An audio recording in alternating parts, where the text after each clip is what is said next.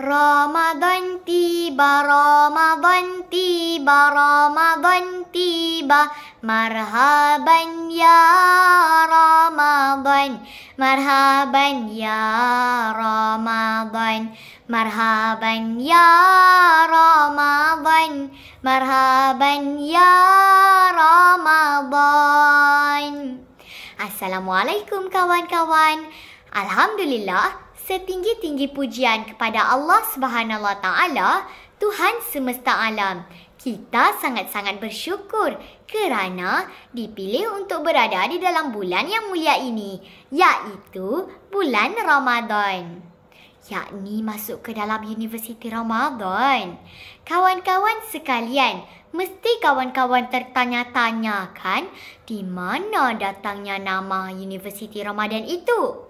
Memang tidak dapat disangka lagi, bulan Ramadan merupakan bulan tarbiyah, bulan pendidikan di mana jiwa-jiwa kita ditarbiyah dengan undang-undang Ramadan dan hati-hati kita dimotivasikan dengan fadilat-fadilat dan kelebihan-kelebihan Ramadan.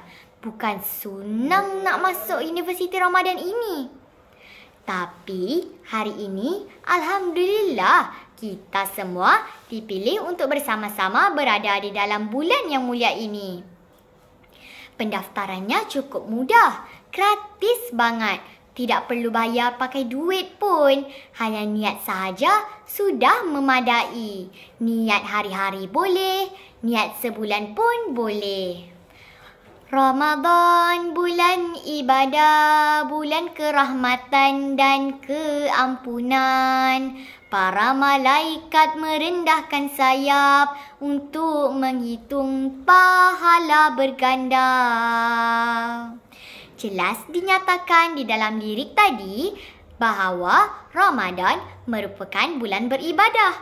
Pada bulan ini, manusia berlumba-lumba untuk beramal ibadah. Pada sebelum bulan Ramadan, manusia mungkin malas untuk beramal ibadah. Tapi, bila dah masuk bulan Ramadan, manusia punya pahala meningkat walaupun sedikit. Perkataan ibadah berkait rapat dengan perkataan abdi. Berkait juga dengan perkataan Abdullah. Beribadah ni maksudnya berabdi kepada Allah. Bagaimana kita berabdi kepada Allah, kawan-kawan? Senang saja, kawan-kawan. Cara-caranya, kita perlu mengakur perintah Allah dan meninggalkan apa yang Allah larang. Selain itu, kita perlu membuat apa yang Allah suka. Begitulah cara-cara berabdi kepada Allah. Tahukah kawan-kawan, maghfirah bermaksud keampunan. Bulan Ramadan ini adalah bulan keampunan. Pintu taubat dibuka seluas-luasnya dan pintu neraka ditutup serapat-rapatnya. Terpulanglah kepada kita sama ada hendak menggunakan kelebihan-kelebihan di bulan ini atau tidak. Kalau tak mahu, rugilah.